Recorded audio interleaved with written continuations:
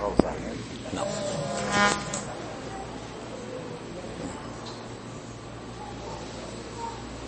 Boa noite para todos. Ao contrário do que nós muitas vezes imaginamos, a doutrina espírita diz que nós, ao sermos criados, não somos criados de princípio com uma alma gêmea para partilhar conosco a existência. Segundo aquilo que o Espiritismo nos diz, essa relação de aproximação entre dois seres, ela não surge no início da nossa criação. Na nossa criação, nós não temos uma alma consagrada a fazer parte da nossa história de vida.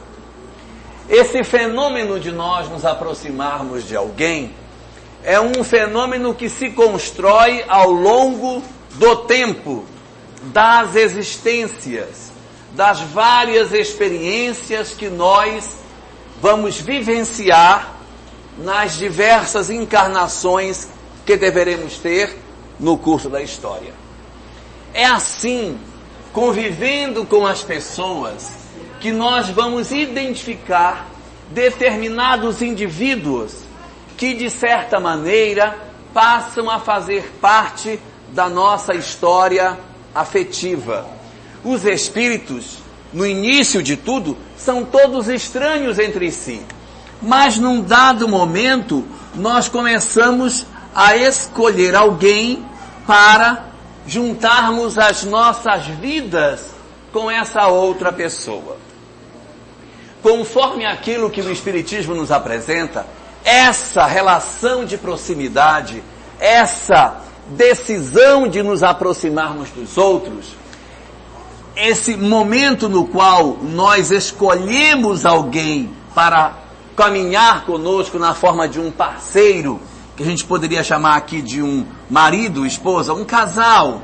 Quando nós tomamos a decisão de nos aproximarmos de alguém para, junto com esse alguém, construirmos a nossa história de vida, isso no começo surge não porque a gente já se conheça do passado. Não, absolutamente.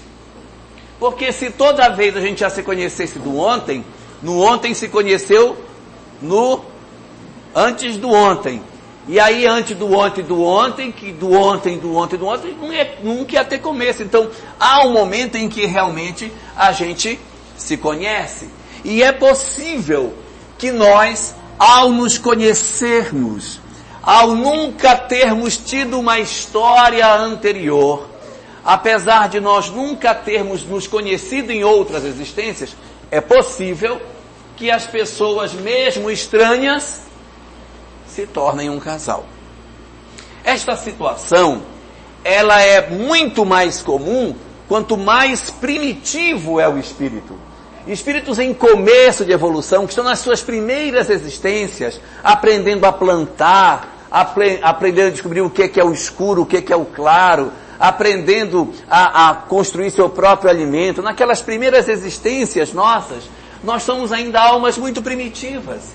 E é nesse momento em que a gente começa a vivenciar essas iniciais existências, que nós fazemos algumas das nossas opções. E nessa hora, as pessoas com as quais nós nos vinculamos não vêm do passado, elas estão no presente. Nós encontramos a pessoa numa determinada existência e em encontrando essa pessoa, nós nos interessamos por ela. E aí acontece uma relação. Então nem todo mundo obrigatoriamente conhece o seu parceiro do passado. E isso tanto mais frequente, quanto mais primitivo é o espírito. Porém, não é a única forma pela qual os casais se encontram. Fala a doutrina espírita que nem todos os casais estão se conhecendo nessa existência, mas provavelmente já se conhecem de outras existências. Eu já estou falando o contrário do que eu estava dizendo. Ou seja, há muita gente que está se conhecendo nessa. Por quê? Porque está em início de processo evolutivo ou está vivenciando experiências desse tipo e, portanto, está casando com pessoas que conhecem nessa atual existência. Mas há outro tipo de situação em que nós conhecemos as pessoas do passado. A razão pela qual nós nos vinculamos a determinada pessoa é porque esta pessoa nos chama a atenção exatamente porque nós já conhecemos a criatura do ontem. E quando a gente bate o olho na criatura, a gente se sente atraído por ela. Mas por que, meu Deus? Ele é tão feio, mas eu não sei o que é. Pode ser o passado. Pode ser perturbação também, mas pode ser o passado. Pode ser o passado.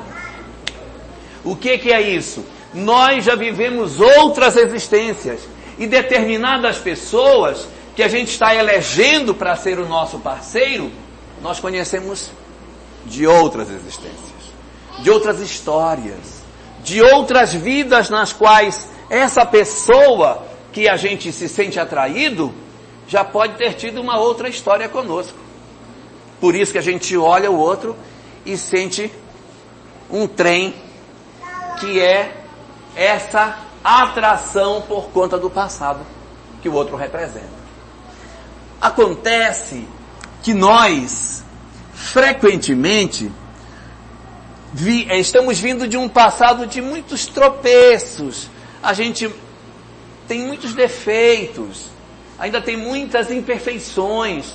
Nós somos muito egoístas, orgulhosos, somos vaidosos, preguiçosos. Nós temos ainda muitos pontos para melhorar. E essas pessoas que nos conheceram no ontem, certamente viveram conosco quando a gente ainda era pior do que a gente é hoje. Imagine, né?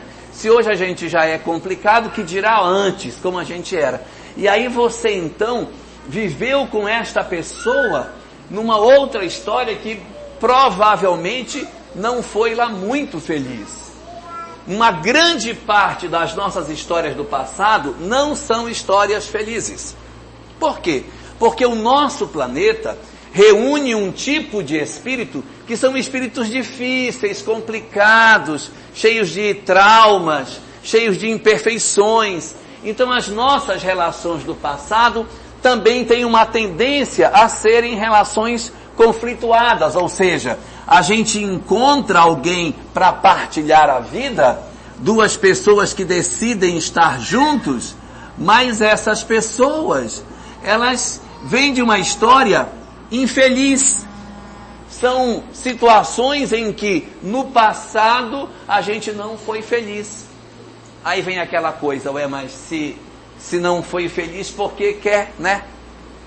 Só sendo maluco mesmo, porque se já foi ruim da outra vez, por que você quer o cara se já não foi bom? Já teve dificuldade no relacionamento da outra vida, aí você, mas eu quero de novo. Por que isso? É porque, apesar de ser ruim, é bom. Eu preciso ser mais claro? É que a relação, às vezes, ela é conflituada, mas a gente sente falta da companhia do outro. Por incrível que pareça, a gente briga, mas se gosta. Isso é que é o pior. Você está com a pessoa e aí o jeito dela ser incomoda. Nossa, fulano é muito chato, pega muito no meu pé. Aí a criatura viaja. Fulano, como é que você está? Quando é que você volta? E não sei o quê. Volte. Você quer que eu volte? Quero, volte para eu brigar com você de perto, que assim não dá. Então, uma boa parte de nós tem uma história do passado que é uma história em que existe afetividade, existe afeto, mas existe uma quantidade enorme de mágoas. É um amor magoado, é um amor ferido. Eu gosto de você, mas o gostar de você me fere tanto. Mas eu gosto. É como se cada um de nós tivesse uma banda boa e uma banda podre. A gente ama a banda boa, mas não tem como cortar e vir só a boa. Quando vem as duas juntas. E o que é pior, vai as nossas duas também, porque não é só o outro que tem a banda podre, a gente também tem a nossa. Aí cria uma relação difícil, porque nós também somos difíceis. E o outro também faz esforço para nos aceitar. Quer dizer, nós somos meio complicadinhos mesmo.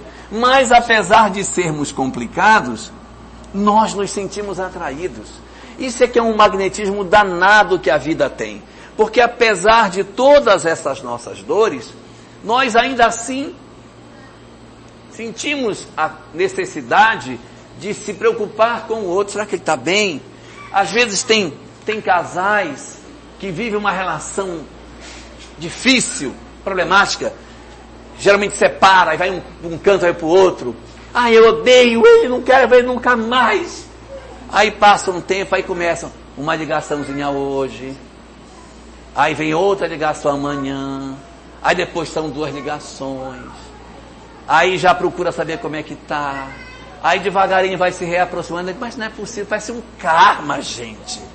O que é isso? E a gente acaba se reaproximando daquela pessoa que para nós parecia tão difícil.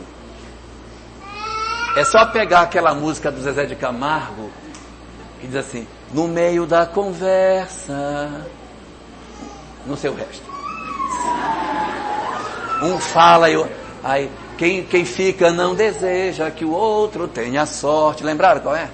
Perto um do outro, essa daí. Então, distante um do outro, sofre, aí acaba voltando. Então, essas relações, elas são muito comuns.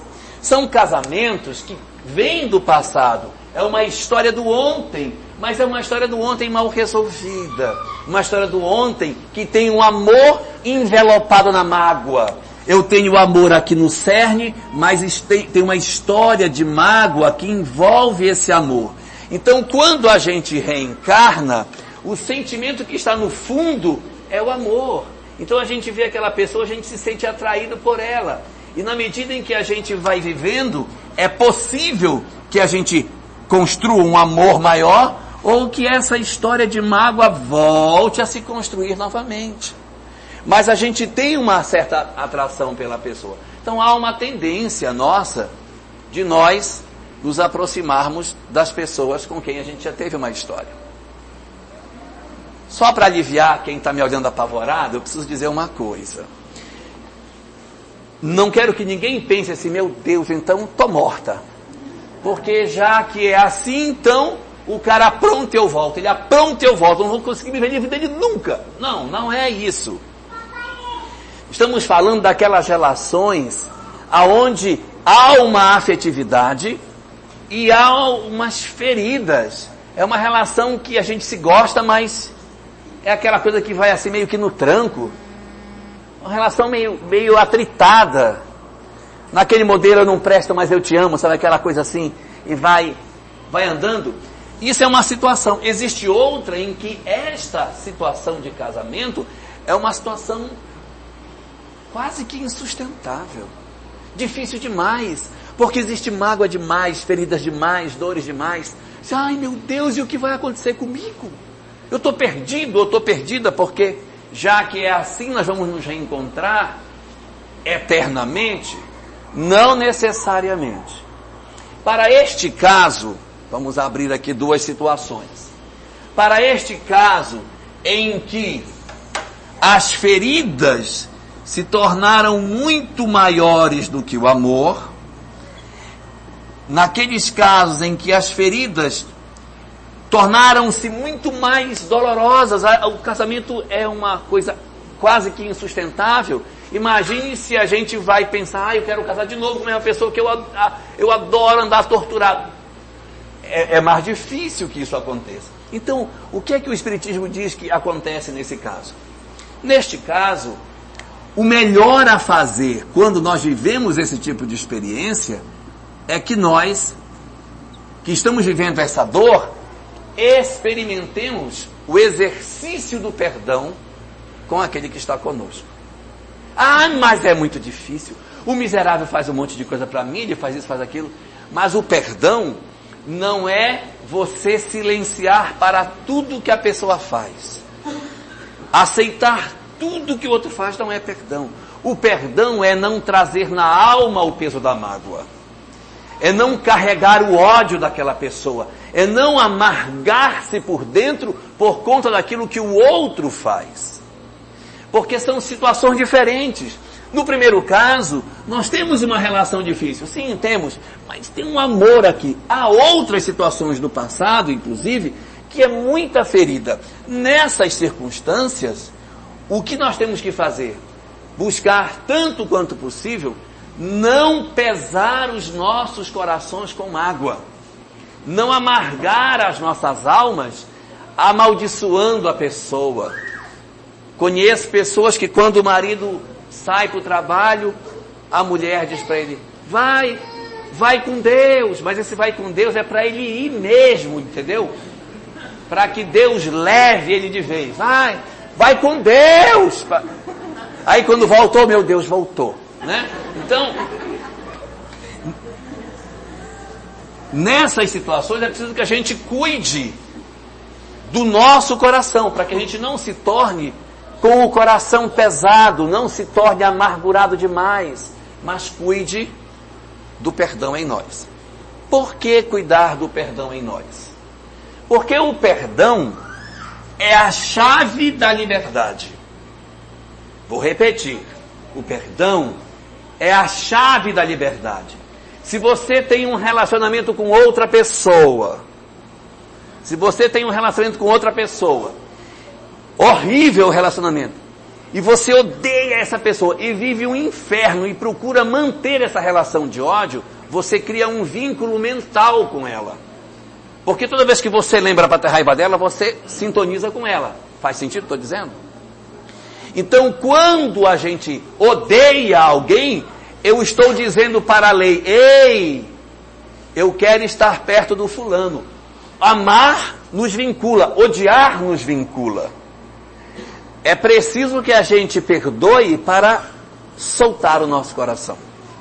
O exercício de aceitar a pessoa, aceitar que ela não pode dar tudo aquilo que nós esperamos que ela poderia dar.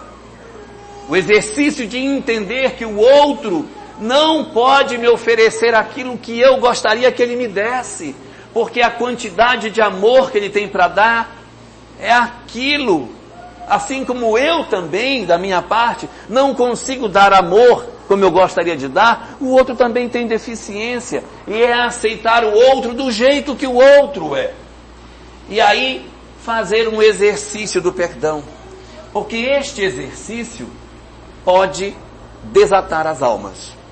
Se você de fato perdoa alguém, se você de fato sofre uma relação complicada, muito difícil, e por essa razão faz o exercício para perdoar essa pessoa, o vínculo do desamor pode se desfazer. E aí não há mais a necessidade do reencontro. Mas para isso é preciso perdoar. Eu estou sendo claro? Não é assim, dizer assim, ai meu Deus, eu quero me livrar dele. Oh meu Deus, perdoa, pelo amor de Deus. Não é uma coisa que se diz da boca para fora. É interno verdadeiramente. É quando a gente for ser capaz de olhar o outro que nos faz mal, sem sentimento de mágoa, sem sentimento de ódio. É quando você conseguir justificar as intenções do outro. Quando a gente conseguir entender o outro em profundidade, aí nós teremos praticado o perdão. E essa vinculação mais forte que pode existir entre as almas se afrouxa. E aí nós podemos então seguir o nosso caminho, de certa maneira, sem uma necessidade tão forte do reencontro com esse indivíduo. E ele vai encontrar outra pessoa, sei lá quem, para resolver o problema dele. Porque cada um de nós carrega as suas imperfeições em si, no seu mundo particular interior. Então essa é uma das situações que pode acontecer no passado.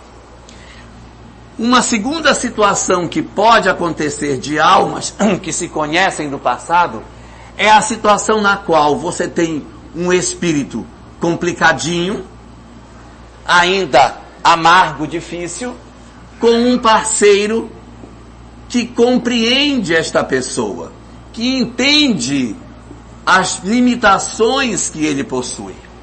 Não sei se já viram algum casamento assim, que a mulher vai junto o cara da calçada, todo vomitado, aí leva para cá, dá banho nele, aí põe, aí ele apronta de novo, aí ela faz de novo, aí ela vai de novo, e ele faz de novo, até o dia que ele vai embora.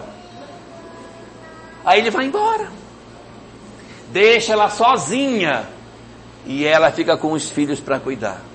Quando ele ficar velho,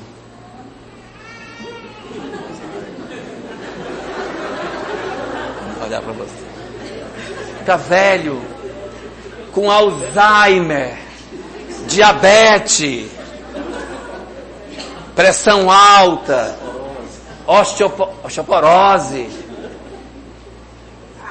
artrose, artrite, refluxo, tendinite, incontinência urinária, hepatite A, B, C, D, Z, cancro mole, cancro duro, sífilis, tudo. O que é que ele faz quando ninguém quer mais ele? E o que ela faz? Aceita. Aí o povo diz, mas meu Deus, Dona Maria, pelo amor de Deus. Aí vem os filhos, mamãe. Aí o que ela diz para os filhos? É seu pai. Então, essa história existe. Por quê? Porque dentro dela,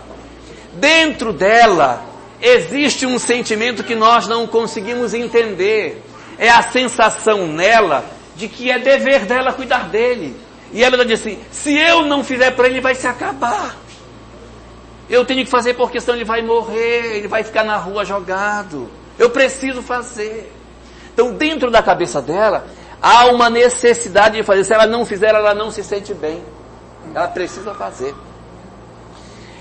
Estas mulheres nesta condição, geralmente são mulheres que já viveram essa primeira condição. Elas já viveram esses casamentos tormentosos e perdoaram.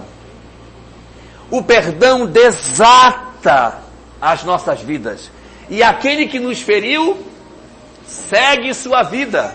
Nós seguimos, somos livres para seguir por o caminho que quisermos. E aquele que nos feriu, vai encontrar sei lá quem para resolver o problema dele. Quando a alma perdoa, ela fica mas tão capaz, ela se torna tão liberta, mas tão livre, que ela pode inclusive escolher ficar perto do sujeito de novo. Ah não, sim, acontece. É possível que eu, pelo fato de haver perdoado, eu já não enxergo a maldade do outro. Vamos colocar isso na questão de filho. Quantas mães têm que o filho está aprontando e a mãe, não, mas meu filho é má influência, é má amizade. Ele é um menino bom. E no fundo ele é que é a má amizade dos outros. Meu filho é um menino bom. E ela cuida dele. Chega domingo na penitenciária, aquela fila de mãe para ir visitar os filhos. O que é isso? São determinados espíritos, mulheres com mais intensidade, que sentem em si um impulso para cuidar do outro, que pode voltar na condição de marido, pode voltar na condição de filho, que você vai se dedicar a cuidar. A gente diz assim, mas meu Deus, mas que absurdo, quer dizer, o cara aprontou, tá certo? Ele aprontou, fez o que fez, aí a pessoa sofreu tudo que sofreu, miserável, fez gato de sapato, aí ela vai e perdoa, não o suficiente, pega o cara de novo, quer dizer, ele vai só no bem bom, não é bem assim. Primeiro, ele faz, então ele sofre, ela perdoa, ela se liberta, então ela é feliz porque perdoou, ele é infeliz porque é o algoz. Quando eles reencarnam, aí você diz, nossa, ele vai acabar com a vida dela. Ela não sente a dor que a gente de fora enxerga, porque para ela é dever cuidar. ela sofreria se dissesse, você não vai poder mais cuidar dele. Não pode mais. Aí ela sofreria. Então, o prazer da pessoa é cuidar do outro. É cuidar daquela pessoa. Esse é o objetivo dela. Sim, mas aí ela fez, ele não viu nada, ele não respondeu a nada. Que adiantou um casamento desse? Adiantou.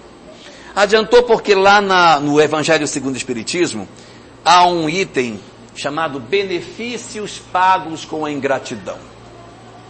Em que diz o seguinte, quando alguém se dedica a outro alguém, fazendo por ele uma série de benefícios, e que esse que recebeu não reconhece, após a morte, aquele que recebeu fica profundamente envergonhado pelo fato do investimento que foi feito nele e que não foi correspondido. E esse sentimento de vergonha por não haver correspondido ao investimento feito é mola propulsora do progresso dele, que impulsiona ele para frente. Porque se ninguém fizer, ele vai dizer para si, eu não fiz, mas também ninguém nunca investiu em mim. Ninguém nunca me deu amor. Ninguém nunca apostou em mim. Mas se você faz, o espírito vai sofrer a necessidade de progredir para que ele possa corresponder com a indiferença com o amor que ele recebeu. E é nisso que o plano divino se apoia. Porque esse indivíduo, recebendo essa cota de misericórdia, de amor, que é além daquilo que ele poderia receber, parece uma benesse, mas não é. Isso é um investimento para que esse indivíduo, em função dessa cota adicional de amor, ele se sinta compromissado diante de si mesmo a realizar um progresso para tirar da sua consciência a sensação de fracasso que lhe advém pelo fato de tanto investimento recebido e tão pouca resposta dada para aqueles que o ajudaram. Então, é comum que estes tipos de casamentos, que na literatura espírita são chamados de casamentos provacionais, eles evoluam para casamentos desse outro tipo, que são chamados de casamentos sacrificiais. São sacrificiais porque são bem parecidos com um sacrifício, enquanto que aqueles que são relacionados com o presente são chamados de casamentos acidentais, porque eles não têm um ascendente espiritual. Porém, quando nós perdoamos, não necessariamente você tem que encontrar com alguém que era do seu passado.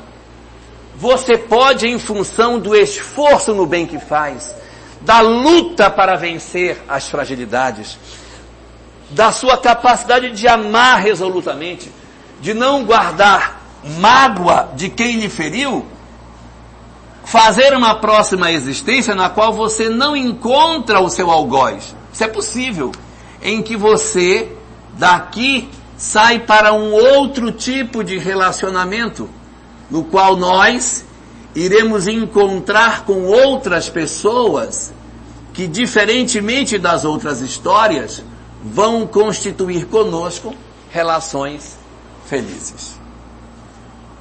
O que seriam isso? Seriam casos que na Terra não são tão abundantes, eles são razoavelmente raros, em que os casais vivem em harmonia, se gostam e vivem bem, se conhecem do ontem e estão vivendo bem. Às vezes, você vem construindo essa história até sem nem ter passado por isso. Às vezes, os dois estavam assim, feridentos, machucados, se colocaram de pé e hoje vivem uma relação que eles construíram felizes. É possível que um casamento sacrificial se transforme num casamento mais feliz, numa próxima existência ou na mesma existência. Mas é o caminhar para onde nós iremos, ou seja, a construção de laços afetivos felizes. Porque se nós vamos trabalhando para resolver o desamor que existe em nós, é razoável que a gente vá construindo relações mais afetuosas. Se eu estou dentro de um relacionamento complicado, ferido, machucado, e eu não faço esforço para o perdão, eu fico marcando passo, eu fico vivendo experiências muito semelhantes. Eu desencarno e reencarno, às vezes com a mesma pessoa ou com outra, mas é tudo muito parecido, até na mesma existência. Tem gente que diz assim, eu não sei o que eu tenho, já estou no quarto marido e parece que é tudo igual. Eu tenho uma amiga que ela dizia uma coisa que até hoje eu quero entender. Já estou perto do túmulo e ainda não consegui entender. Ela dizia assim, homem é tudo igual, mas tem uns que são piores. Aí eu digo, mas como? Como é que pode, né? Mas não dá para entender, né? Mas tudo bem. Bom, então, o que acontece dentro dessa história? Nós, muitas vezes, estamos nesta condição do chamado casamento provacional, que é o mais abundante na Terra. Nós podemos ter 3 opções. Continuar nele, permanecer nessa condição. Qual é essa? É a de você fez, então pega. Eu também sei fazer, então faz, então toma. Aí, eu também sei machucar, tá vendo? Olha como é fácil. A casa vira um inferno, gente. Vira um inferno, porque um quer mostrar pro outro que sabe bater mais e não sentir. Nem sentir, né? E aí, vai massacrando, e a gente vai se machucando, vai se ferindo, vai se acabando por dentro e vai sangrando a vida inteira sem uma perspectiva de melhora. Isso é uma opção que a gente tem. Agora a gente pode sair para 2 caminhos. O caminho que a gente tem é o caminho desse perdão, perdoar essa pessoa para desatar, parar de machucar, perdoar o que o outro fez, para que a vida nos oportunize uma dessas 2 opções. Ou nós evoluirmos numa próxima existência para um casamento sacrificial, que é eu perdoei tão grandiosamente que até decidi pegar de volta o sujeito de novo. Essa é uma possibilidade, tá? Há gente que fica feliz quando consegue. Ai, que bom, estou levando ele de volta, gente, vou cuidar do bichinho. Né? Tem. A gente não consegue entender porque são determinadas condições espirituais que nos escapam. Mas tem. Ou a gente fazer um esforço de melhoria para que esse nosso sapo se transforme em príncipe. Que a gente consiga. Ou princesa também, né? Porque não estou falando só dos homens. Aquele marido maravilhoso que acorda de manhã cedo, faz o café, leva na cama, cuida, e o pobrezinho apanha, ela bate nele, né? E humilha ele na frente das amigas, faz tudo, e o pobrezinho cozinhando, agoniado, meu bem. Então, também tem. Mas nós podemos trabalhar essa nossa relação para que esta relação se torne uma relação feliz. Como? Construindo com esse indivíduo uma relação satisfatória na frente. É razoável que a gente pense isso. Ai, mas ele é muito difícil, mas ele também vai evoluir, gente. Todos nós estamos sujeitos ao processo evolutivo. Então às vezes a gente fica assim, ai não quero não. Mas, de repente, esse indivíduo, se a gente ajudá-lo a melhorar, é melhor.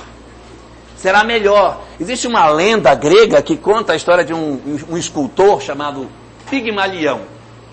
Pigmalião, ele era um solitário, sonhador, romântico, e toda mulher que ele conhecia, ele dizia, não, essa daí não serve, não encaixa no padrão.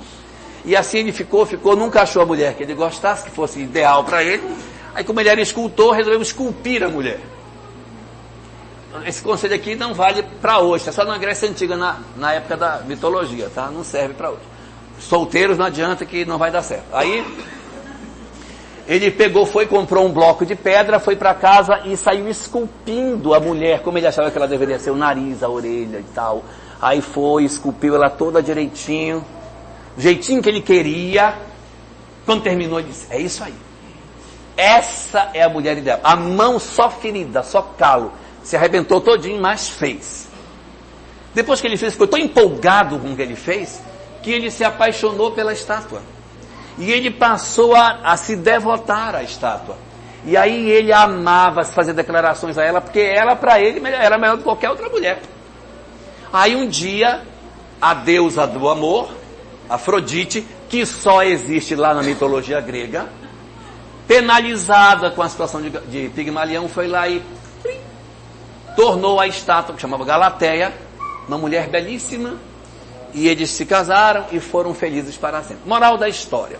Moral da história é que ele andava na rua procurando uma mulher pronta. Não tinha nenhuma. O que foi que ele fez? Ele construiu, ele investiu no bloco duro. Rebentou a mão todinha, mas ele fez a pessoa. Ele se devotou a um bloco duro. É igual, por exemplo, a gente escolher um ser humano hoje assim, meio torto, não é? E você vai, não, meu bem, de colher não, com garfo, olha, com garfo. Aí você vai. De capitão não, capitão não. Com uma colher, com colher. Então você vai construir a pessoa. Oi? O investimento. A gente precisa aprender a investir no outro, porque olha, o outro também está investindo em nós. Ele não foi embora ainda não, tá? E você diz, eu não sei como é que eu aturo fulano. E o outro que está aturando você? Ele também tem perna, sabia? Ele também podia ter ido embora. Mas a gente o que faz? Nós ficamos esperando que o outro seja para nós tudo aquilo que a gente quer. Não me satisfez. Isso é uma ilusão. Todo mundo que casa para ser feliz, e isso não é uma praga, mas todos que casam para serem felizes, serão infelizes. E todos que casam para fazerem o outro feliz, serão felizes. Porque se eu caso para ser feliz, eu estou esperando que o outro me dê. Não me satisfez. Ele, nossa, fulano me traz flores toda semana, mas só vermelha, não suporto. Queria que fosse uma champanhe, outro dia fosse rosa, no outro dia fosse amarela, sai tudo vermelho. Então a gente às vezes fica esperando só que o outro nos dê. E o que é que você está devolvendo? O que é que você está fazendo para construir o sentimento no outro? Às vezes nós temos muito aquela sensação de que a pessoa que está comigo, sei lá, ela não me corresponde. Eu vou atrás de uma pessoa que me atenda melhor, que me complete melhor. Meu tempo já acabou. Tá. Uma pessoa que me complete, uma pessoa que me preencha melhor. E quando a gente fica com essas angústias, o mundo costuma dizer para nós assim: você não está satisfeita com o que você tem? Então, minha filha, vá atrás de coisa melhor, não empate seu tempo. Vá atrás, tem um monte aí, largue e vá procurar um melhor. E aí, quando você vive esse tipo de experiência, desperta nas pessoas um sentimento descartável de afeto que não é bom, não faz bem para nós. Por quê? Porque nessa proposta, você pode largar fulano que tem o defeito A, B e C, para se agarrar com outro que não tem o defeito A, B e C, mas tem D a Z todinho o alfabeto. E aí vai ficar até pior. Então, talvez seja melhor a gente investir naquele que está conosco, do que nós irmos ao encontro daquilo que nos é desconhecido. Nesse sentido, a doutrina espírita tem uma proposta diferente para nós. A proposta da doutrina espírita é: quando, por algum motivo, nas nossas existências, nós nos sentirmos assim, frágeis, e achando que o outro não nos corresponde, a resposta que a doutrina espírita nos dá é diferente daquela que o mundo nos dá. Porque se você perguntar ao mundo, eu estou insatisfeito, o que é que eu devo fazer? O mundo diz: vá procurar outro que satisfaça você. E o que fala a doutrina espírita? Está insatisfeito? Sim. Então, mereça coisa melhor. Faça por merecer coisa melhor. Se você se esforçar para merecer coisa melhor, virá. Mas você não pode ter coisa melhor se você, da sua parte, não está fazendo para ter aquilo que você acha que deveria ter. Então, se a lei não me deu uma parceira ou um parceiro como eu sonho que ela deveria ser, seja eu o parceiro que eu acho que uma pessoa deve ser. Para que, movendo a lei, eu possa ter o direito de amanhã ter alguém melhor.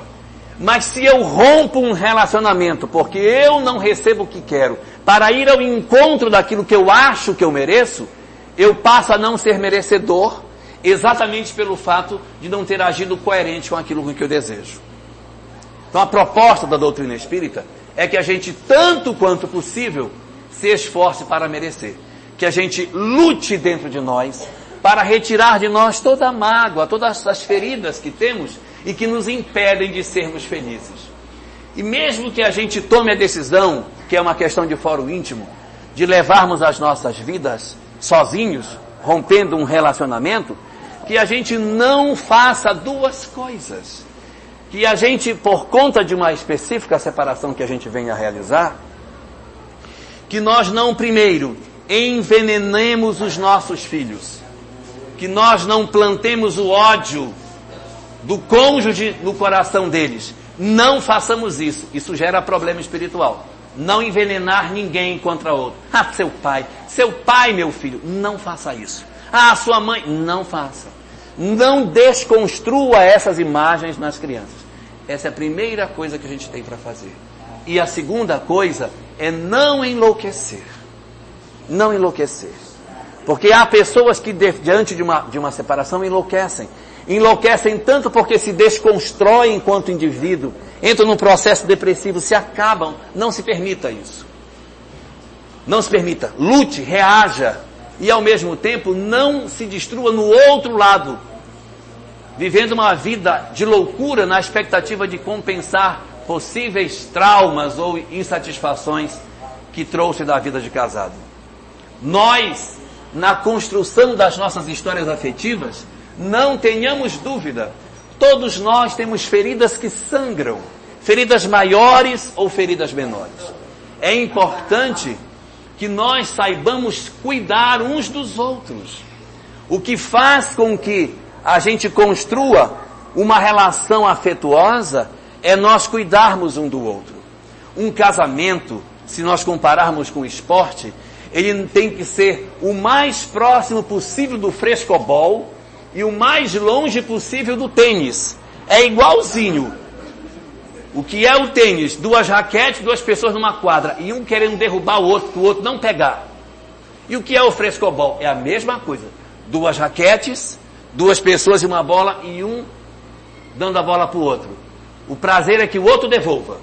E quando alguém dá a bola errada, me desculpa. No tênis, quando o outro não pega, pega, miserável. Então, o casamento não é uma partida de tênis.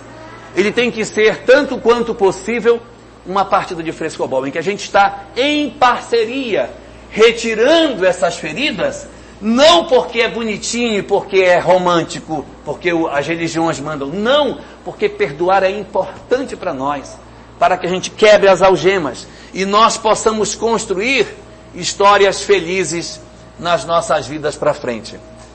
Um lar é tanto mais harmônico quanto mais eu procuro suprir a deficiência do outro. Eu sou frágil, o meu parceiro também é frágil. Se ele tem fragilidades, eu posso compensar. Se eu tenho fragilidades, ele me compensar. E a dupla se fortalece. Mas se ao contrário, um procura escarnecer das feridas do outro, aí ficam as feridas de lá com as feridas de cá, a relação fica completamente desestruturada. É preciso que a gente trabalhe assim para construir nas nossas vidas, tanto quanto possível, um céu ainda na terra. E nesse sentido, existe uma história que muitos de nós conhecemos, mas que se encaixa muito bem nisso que estamos falando, que é a imagem poética que algumas pessoas fazem do que seja o céu e do que seja o inferno.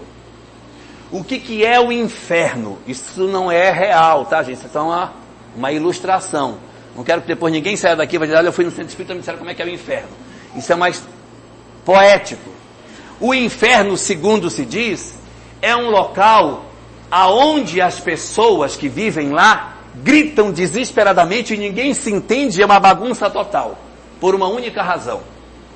Lá no inferno, as pessoas têm o cotovelo virado para fora, virado ao contrário. Então, como o cotovelo no inferno é virado para fora, elas não conseguem comer. E é esse o desespero, porque elas gritam desesperadamente e não conseguem levar a comida na boca. Então é por isso que é um local realmente infernal, porque todos gritam e ninguém se entende. Já o céu é um local completamente diferente, harmônico, em paz. E o que é que faz com que o céu seja um local sereno e tranquilo? É porque no céu as pessoas têm o cotovelo virado para fora, exatamente como no inferno, do mesmo jeito. Só que no céu a natureza das pessoas que está lá é que é diferente.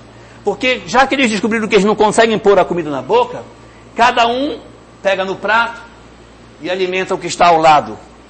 Todos se alimentam e todos estão felizes, apesar de ninguém poder alimentar a si mesmo. Essa é a regra para o casamento feliz. Se nós descobrirmos que nós não somos capazes de nos alimentarmos, nós temos duas opções: fazer de nossas vidas um céu ou um inferno. Se nos nossos casamentos, sabendo que eu sou frágil, eu passar a usar das minhas fragilidades para fortalecer o meu parceiro, o meu companheiro, e ele também, então a gente vai conseguir viver em harmonia. Mas se cada um tentar lutar egoisticamente para se resolver sozinho, como se não fossem uma dupla, mas cada um mundo, um universo em separado, muito provavelmente nós iremos viver num verdadeiro inferno. Essa é a regra. Mas de tudo e por tudo, se a gente quiser guardar uma frase da nossa discussão de hoje, guardemos uma: se você está insatisfeito, mereça.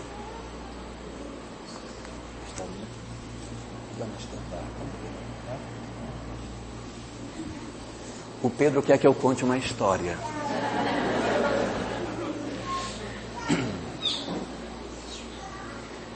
Nós estamos muito acostumados a considerar que o início da história da humanidade se deu em cima daquela história de Adão e Eva que todos conhecem. Adão, Eva e tal. Mas a lenda judaica não é a única história que conta como foi que a humanidade surgiu. Existem outras obras que também dizem como que provavelmente teria se dado o início da história da humanidade. E os hindus, eles possuem uma outra história para contar como é que o homem e a mulher surgiram, como surgiu a humanidade. E dentro dessa lenda hindu, a história é a seguinte: segundo os hindus, o homem estava sozinho no paraíso, igual Adão, sozinho, se sentindo solitário, e então virou-se para Deus e disse: eu estou me sentindo muito sozinho aqui, não tenho companhia, não tem ninguém assim, alguém, sei lá o que pudesse me oferecer para fazer companhia. Aí Deus disse para ele: olha, o que tinha aqui eu já usei para criar o mundo, não tem mais nada aqui. O que tinha de matéria eu já construí, os montes, os rios, os lagos. Só sobrou aqui sentimentos. Eu tenho aqui intuição, eu tenho sensibilidade, eu tenho doçura, eu tenho uma série de sentimentos aqui. E não dá para fazer nada com esses sentimentos? Mas Deus que é Deus, né? Diz: não, dá, claro que dá. Como é que eu não vou poder fazer? Vou fazer. Então Deus tomou os sentimentos que haviam sobrado, manipulou e criou a mulher. Vejam que não foi da costela. Criou a mulher e entregou para o homem. Quando ele viu a mulher, disse: Senhor, parece que o Senhor lê pensamento. Mas é exatamente o que eu quero. Gente! E pegou a mulher pela mão e sumiu. 3 dias depois ele voltou. Voltou e disse assim: Senhor, eu vim aqui para devolver a mulher. Disse: por quê? Disse: não dá certo. A gente pensa muito diferente. Ela pensa de um jeito, eu penso do outro. É muito desgaste, só problema. Olha, eu era mais feliz sozinho. Então aqui eu vim lhe devolver porque realmente não dá para viver com ela não. Não consigo viver com ela. Tá? Pode ficar com ela. Aí Deus então recolheu a mulher de volta. E o homem foi embora sozinho. 3 dias depois ele voltou. Senhor, dá para me devolver a mulher? Mas você disse que você não queria. Eu sei, mas sabe, ela me fazia uma companhia maravilhosa, ela cuidava de mim, ela cantava para mim, ela me cuidava, o jeito dela me cuidar é uma coisa que eu não consigo esquecer. Devolve ela, por favor, me dá ela de volta. E Deus, que é Deus, leva meu filho. Lá o homem pegou a mulher pela mão, feliz da vida, foi embora. 3 dias depois ele voltou, arrastando a mulher pela mão, jogou a mulher no chão, e quando Deus olhou, ele disse: fala demais, fala demais, fala demais. E vejam que até aqui ela não disse uma palavra. Aí disse: mas o que é isso? Não quero, pode levar, não quero. Pode levar. Não vou. Ela fala demais, ela me perturba demais, ela não me dá sossego. Ela não me dá sossego. E aí Deus disse: tá, tudo bem. Só que Deus não juntou a mulher. Você não vai pegar? Pode levar. Eu disse: não vou pegar. Como não vai pegar? Eu estou dizendo que não quero, vai para lá, ela perturba muito. Eu fico sozinho melhor. Não consigo viver com ela. E Deus então disse: e não consegue viver sem ela também. Vocês vão ficar juntos. E a mulher então se levantou. Vão ficar juntos, para que aprendam um com o outro a conviver. Da convivência de vocês vai sair o fruto de tudo isso, que é a renúncia. A essência do amor é a renúncia e o sacrifício. Enquanto não aprenderem a se sacrificar e a renunciar um pelo outro, vocês vão sofrer até que aprendam isso. Porque essa é a essência do amor. E aí então, a mulher perguntou para Deus assim: mas Senhor, como que nós vamos fazer isso? Falou pela primeira vez para o vizinho. Como que nós vamos fazer isso? E ele respondeu: convivendo. E nesse momento, Deus diz na lenda uma das frases mais bonitas que eu já ouvi na minha vida. E como vocês estão todos jovens aqui, eu vou compartilhar esta frase com vocês para que vocês lembrem o resto da vida.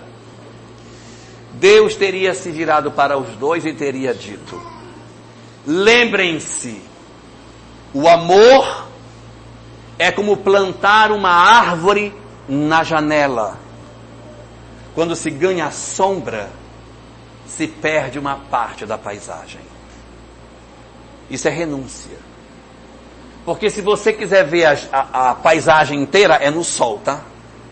Mas se você quiser que tenha sombra na sua janela, vai perder um pedaço da paisagem. Tudo na vida você vai ter que aprender a abrir mão de alguma coisa para ter outra coisa. Isso é renúncia. É aceitar que você não pode ter tudo de tudo. E que para ter algo você vai ter que abrir mão de outra coisa. E é essa negociação que nós vamos aprender para que a gente consiga ser feliz.